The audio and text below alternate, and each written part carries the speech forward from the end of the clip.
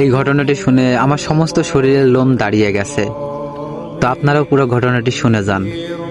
কোরআন প্রেমী এক মেয়ের কাহিনী। একটা মেয়ে ছিল, সে পবিত্র কোরআন পড়তে খুব ভালোবাসত।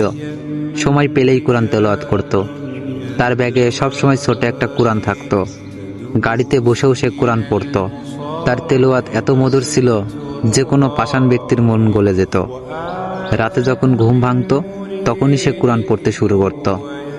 একদিন মেয়েটি মারা যায়। মা তার আদরের মেয়েকে হারিয়ে প্রায় পাগলের মতো হয়ে যায়। একদিন রাতে মা তার মেয়ের স্বপ্ন দেখে ঘুম ভেঙে যায়। হঠাৎ তার মা তার মেয়ের রুম থেকে কান্নার আওয়াজ শুনতে পায়। তিনি ভয়ে সেই দিন ওই ঘরে যাননি। পরের দিন সকালে তার বাবাকে জানান, কিন্তু সে বিশ্বাস করে না। পরের দিন রাতে তার মা আবার সেই কান্নার আওয়াজ শুনতে পায়। তারপর তার বাবাকে বলে, বাবাও শুনে সেও ভয় পেয়ে যায়। তারপর সকালে এই ঘটনা মসজিদের ইমাম সাহেবকে বলে। তারপর ইমাম সাহেব এই ঘটনা যাচাই করার জন্য ওই মেয়ের বাসায় এক রাত থাকে। রাত 1টা বাজতে না বাজতেই সবাই সেই কান্নার আওয়াজ শুনতে পায়।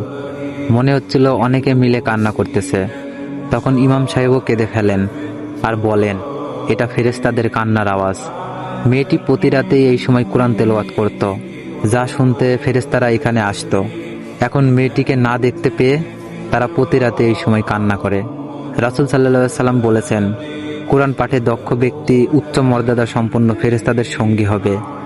সূরা আবু দাউদ 1454। আল্লাহ আমাদের সবাইকে এইভাবে কোরআন পড়ার তৌফিক দান করুন। আমিন।